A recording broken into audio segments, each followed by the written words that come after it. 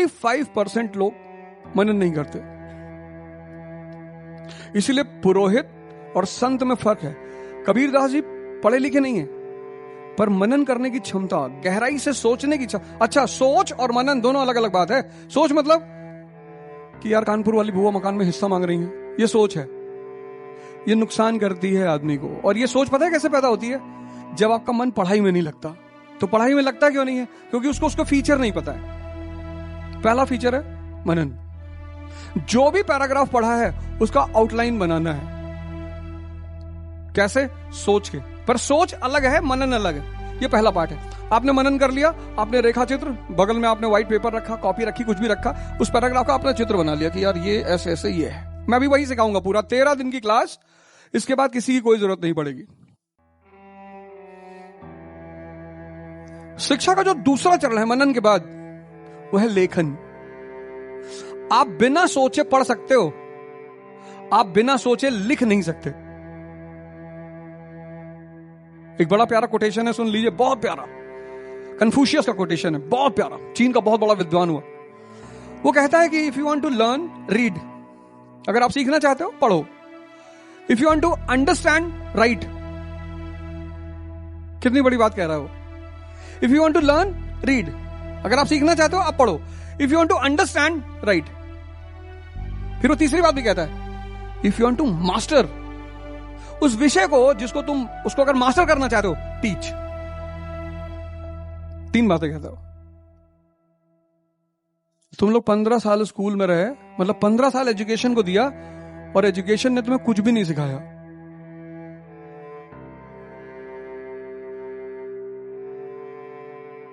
बैठो बैठो, कोई बात नहीं, सबकी यही हालत है बेटा, चिंता मत करना। इधर जो मुस्कुरा रहे हैं ना, वो गाना ना, तुम इतना जो मुस्कुरा रहे हो, क्या दर्द है जो छुपा रहे हो। ये सब अपने अपने दर्द छुपा रहे हैं। बताओ रशिया यूक्रेन की वॉर की वजह क्या है? तो ये जो तुमने कहा ना, कंसिस्टेंसी नहीं बन पा रही, उसकी वजह यही है, क्योंकि मजा नहीं आ रहा। अभी एनपी सिंह सर है ना यहाँ पे, तो मैं उनके स्कूल गया था, तो लड़का था क्लास 4th का।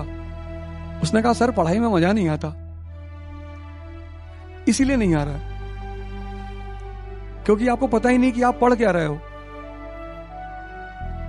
आप कनेक्ट ही नहीं कर पा रहे हो। आपके मन में जो आप पढ़, जैसे आपने मूवी देखा तो कहानी याद हो गई, लेकिन जो आपने किताब पढ़ी उसका कोई चीज आपको याद नहीं है। और पढ़ाई का आनंद है समझना। तो जब किताबें सेव नहीं होंगी तब संसार सेव होगा। अगर किताबें सेव होने लगी तब संसार सेव नहीं होगा। जैसे जो लोग बहुत सीरियस कैंडिडेट होते हैं इस पढ़ाई में, उनको लोग पागल समझते हैं। गारंटी बता रहा हूं, जिस दिन आपको पढ़ाई में मजा आने लगेगा ना, कुछ चीजें अपने आप होने लगेगी। आप फालतू के लोगों को एंटरटेन नहीं करोगे, आपको बात ही नहीं करनी। आपको यह पता चल जाएगा कि मुझे किस आदमी से बात करना है। जैसे कोई आदमी आया और आपको बताने लगा कि यार यूक्रेन में ये पोर्ट है, ये रिफाइनरी है, यहां पर रिसोर्सेज हैं, तो आपको अच्छा लगने लगेगा, आप उसे एंटरटेन करोगे। इसीलिए कहते हैं कि आप किस आदमी को एंटरटेन करते हो, वो भी आपका भविष्य निर्धारित करता है। ये जो ट्रेन में, हवाई जहाज में जो क्लास बनाई गई है, उसकी वजह क्या है? यही है। तुम जनरल डिब्बे में बैठो ट्रेन के, 5 मिनट में सब रिश्तेदार हो जाते हैं। कभी तुम जाना ट्रेन के जनरल डिब्बे में बैठना, ऐसे ही एक्सपेरिमेंटल बैठ जाओ, तुरंत सब। और भैया गोरखपुर जा रहे हैं, अबे ट्रेन गोरखपुर जा रही तो हम भी गोरखपुर जा रहे हैं, हम न्यूयॉर्क जा रहे हैं। ये कहां है भैया? गोंडा के आगे है। अच्छा, मैं पहली बार अमेरिका जा रहा था तो यही हुआ। मेरे बगल जो डायरेक्ट फ्लाइट थी इंडिया से अमेरिका डायरेक्ट, उसने मुझसे पूछा अमेरिका जा रहे हैं? मैंने कहा नहीं, गोरखपुर जा रहे हैं। अभी ये घूमेगी, फिर मेरे गांव के अंदर उधर लैंड करेगी, मुझे उतारेगी। कहा रहे भाई साहब पढ़ते हैं? मैंने कहा नहीं, रियल एस्टेट का काम है, व्हाइट हाउस खरीदना है। फिर नेक्स्ट 21 घंटे उसने मुझसे बात ही नहीं की। उस समझ गया कि इलाज कराने जा रहा है, ठीक नहीं है इसका। अबे भाई हमें तुमसे नहीं बात करनी है, बात खत्म। अगर वो कनेक्टिंग फ्लाइट होती तो एक बार पूछना जायज था कि दुबई तो नहीं उतरोगे, फ्रैंकफर्ट तो नहीं उतरोगे। जब सीधी फ्लाइट है तो मानी सी बात है, वहीं जा रहे हैं। और भैया हमें आपसे नहीं बात करना है, हमको माला पढ़ना है, हमको किताब पढ़ना है, हमको साजिश करना है, सरकार गिरानी है, चुनाव लड़ना है, यहां सब दिमाग लगाना है। तुमसे क्यों बात करेंगे फालतू में? दुनिया का सबसे वाहियात काम पता क्या है? फालतू की बातें करना। और मजदूरों के 4 लक्षण होते हैं। पहला, वो फालतू की बातें करते हैं। उनका सबसे श्रेष्ठ, अगर आपको पता करना है कि मजदूर कौन, जिसने आके तुमसे दूसरे के बारे में बताया कि बगल में जो लड़की रहती है ना, चुट्टिन टाइप की लड़की है, समझ लेना खत्म, मजदूर कैटेगरी की है। यही है सामाजिक वर्गीकरण, सोच। अब तो कल मैंने एक बात आपको बोली, फिर आपने उस पर मुझसे सवाल नहीं किया, मैं छोड़ के चला गया उस बात। मैंने आपसे कहा 5 मिनट हमारे पास और हैं।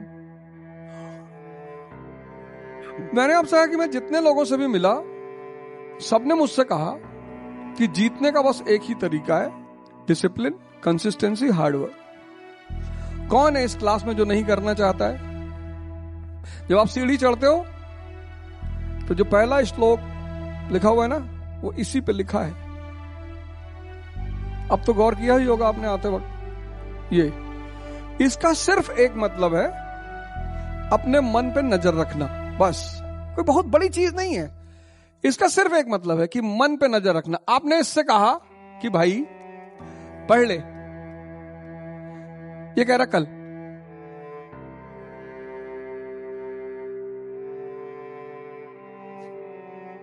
तुरंत कह रहा है कल बारिश बहुत हो रही है, पकौड़ी खाने का मन कर रहा है। जितनी चीजें इंद्रिय सुख से जुड़ी हैं, वहां ये हमेशा तैयार है। इसका सारा खेल यही है, सेंसेस। जितनी चीजें सेंसेस से जुड़ी हैं, उसमें तुरंत तैयार है। लेकिन पढ़ाई तो सेंसेस से जुड़ी नहीं है। पढ़ाई करने से कौन सा आंखों को मजा आएगा, कान को मजा आएगा, चमड़े को मजा आएगा? इसी को गीता में इंद्रिय विषय संयोग कहा गया है। पढ़ाई का संबंध इंद्रियों से नहीं है, योग का संबंध इंद्रियों से नहीं है। जिनका भी संबंध इंद्रियों से नहीं है, मन उनको टालता है, मना नहीं करता।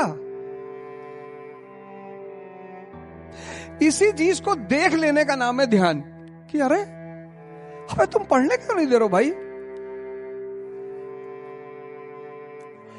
तो जैसे तुमने ध्यान शुरू किया, तो ध्यान का जो परिणाम है वह है डिसिप्लिन। बिना ध्यान के डिसिप्लिन हो ही नहीं सकती, संभव ही नहीं। या तो आदमी जुनूनी हो। जैसे ही ध्यान, डिसिप्लिन पैदा होगी, इसका परिणाम है कंसिस्टेंसी।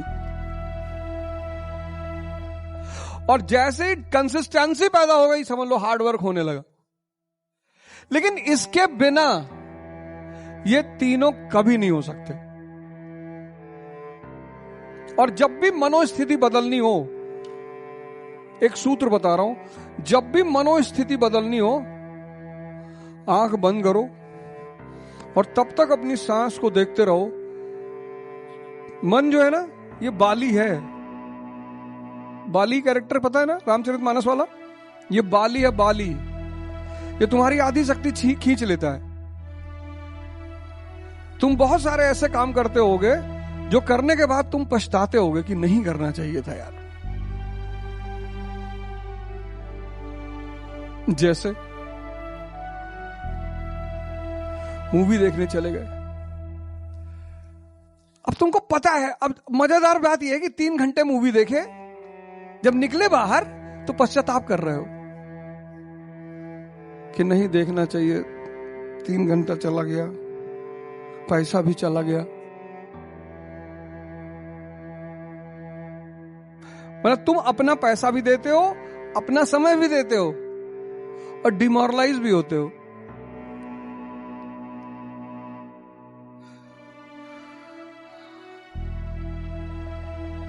अगर मनोस्थिति बदलनी है, एक प्रक्रिया करनी पड़ेगी।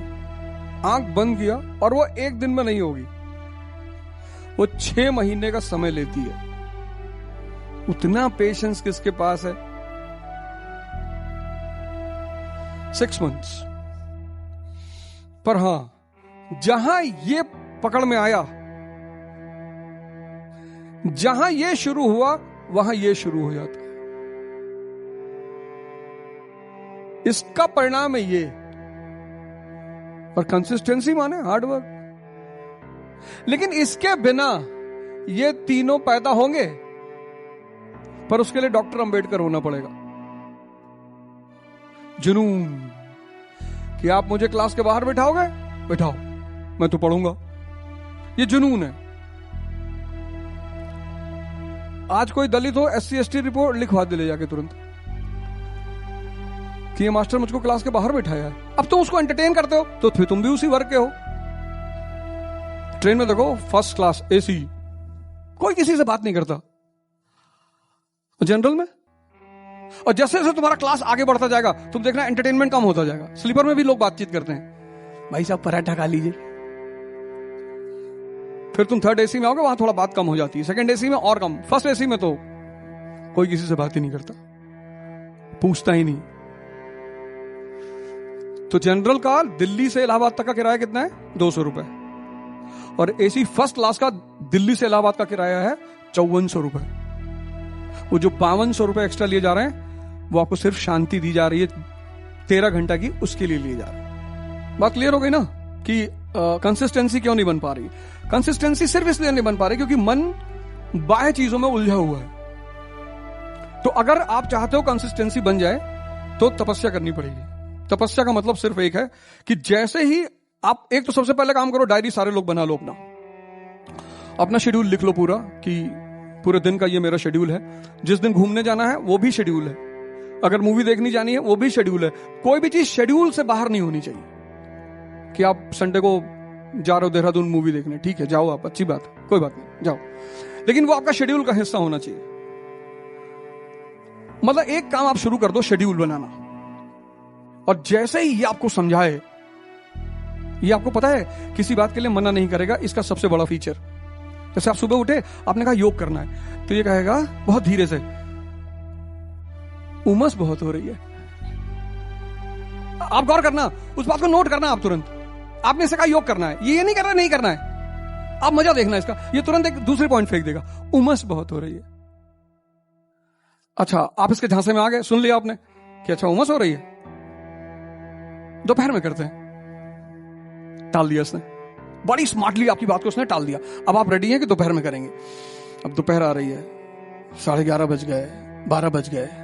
अब सबकॉन्शियस तो याद दिलाएगा फिर कि भाई दोपहर हो गई, दोपहर में कौन योग करता है। फिर फेंक दिया इसने उठा के कि दोपहर में कोई योग ही नहीं करता, तो शाम को करेंगे।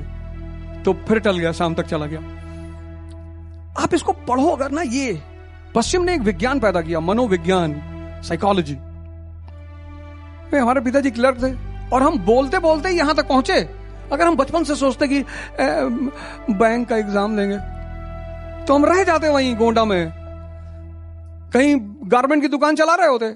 इस वजह से मुझे बहुत मतलब बेइज्जती सहनी पड़ी। क्लास 8 में मेरी टीचर ने मुझे मार दिया एक झापड़ खींच के। चंद्रा मैम हमारी क्लास टीचर थी वो, तो एक दिन पूछ रही थी कौन क्या बनेगा, तो सब बता रहे थे MBA engineer, doctor, MBA engineer, doctor. हमारा टर्न आया, उन्होंने कहा मैडम हम तो प्रधानमंत्री बनेंगे। एक चाटा मारी, कहीं तुम्हारे पापा क्लर्क हैं, ज्यादा नहीं सोचना चाहिए बेटे। तो मैंने अपने पिताजी से आके कहा कि ऐसी ऐसी बात हो गई, मार दिया उसने। कहा जाने दो बेटा, स्त्रियों को कुछ नहीं कहा जाता। फिर पता नहीं परमात्मा की क्या मर्जी थी कि जीवन में कहता ना टाइम, पर मैंने ये कभी नहीं किया कि मैं किसी आदमी के सामने कह दूं कि नहीं सर। सोनू शर्मा से मेरा जो पॉडकास्ट चल रहा था, मैंने कहा कोई बुला ले तो राज्यसभा चले जाएंगे, मना तो बिल्कुल नहीं है। अपनी अगर तुम बड़ा सोचोगे नहीं और डरोगे कि ये हंसेगा मेरे ऊपर, हंसने दो। दुनिया में सबसे ज्यादा मोटिवेशन हंसी से पैदा होती है। जब तक लोग तुम्हारे ऊपर हंसेंगे नहीं, तब तक तुम्हारे अंदर बेइज्जती की आग कभी नहीं जलेगी। अगर पढ़ाई ने विवेक नहीं पैदा किया है तो पढ़ाई किसी काम की नहीं है।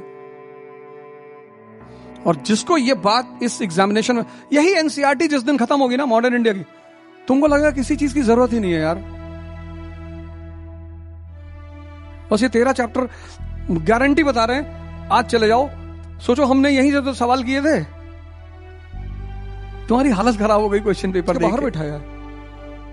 उनके पास तो SC ST का राइट था नहीं, उनको पढ़ना था। इसके अलावा अगर एक चीज है, अगर वो भगवान ने आपको दे दी फिर तो आप बहुत भाग्यशाली आदमी हैं। इसके अलावा एक चीज है जुनून। ये जिसके पास है समझ लो भगवान का आशीर्वाद उसके पास है, साक्षात सीधा। लेकिन सबके पास है नहीं। इसीलिए विवेकानंद कहते हैं कि मनुष्य अपने भाग्य का निर्माता स्वयं है। लेकिन कब? जब वो इसके द्वारा अपने मन को रेगुलेट करना सीख लेता है, क्योंकि करेगा तो यही सारा काम। मैंने 2 फॉर्मूले बताए। मैंने कहा prosperity can not survive with weakness. जहां भी समृद्धि होगी वो कमजोरी के साथ नहीं रह सकती। ये पहला लॉ मैंने बताया। और दूसरा मैंने बताया कि crisis is always an opportunity for a talented person. जब भी संकट पैदा होता है तो वो योग्य व्यक्ति के लिए एक अवसर होता है। अनपढ़ होना बुरा नहीं है। कबीरदास जी भी अनपढ़ हैं। बहुत सारे महान लोग दुनिया में जो स्कूल ही नहीं जा पाए। स्कूल हम सिर्फ एक चीज के लिए जाते हैं, अपनी समझ को खोलने के लिए। दुनिया की सबसे बड़ी कला है अपने दुश्मन को अपना दोस्त बनाना और उस दोस्त से अपने हितों की पूर्ति करवाना। यहां लोग अपने दोस्तों को इस्तेमाल नहीं कर पाते, इस्तेमाल हो जाते हैं। मैं आपको बताऊं, इलाहाबाद यूनिवर्सिटी में जब मैं था तो पूरा पूरा दिन निकल जाए, कोई काम ही ना कर पाए।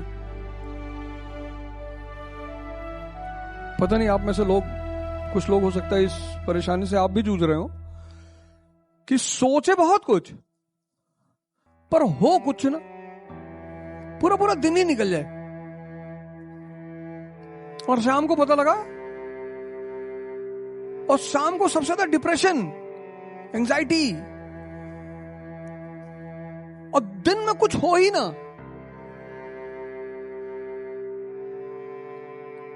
ये मतलब इतनी अजीब सी बात है कि यार हम जान रहे हैं कि हमें 3 घंटा पढ़ना है, चलो कुछ नहीं है तो चलो जिम ही चलो, खेलो ही, कुछ तो करो, पर कुछ हो ही ना। अपने हॉस्टल से निकले दूसरे का हॉस्टल, वहां 3 घंटे बैठे हैं, फिर किसी कमरे में चले गए, 3 घंटे वहां बैठे, पूरा दिन चला गया।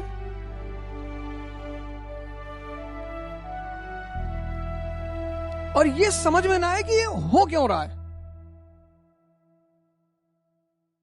जो समझदार माइंड है ना, उनको अपनी कमी पता होती है। समझदार माइंड का सबसे बड़ा लक्षण यही होता है कि उनको अपनी कमी पता होती है। और जो मैंने आपको बताया ना, आप कभी कभी मैं आधी बात करके छोड़ देता हूं, आप मुझसे पूछते नहीं कि मास्टर पूरा तो कर दो।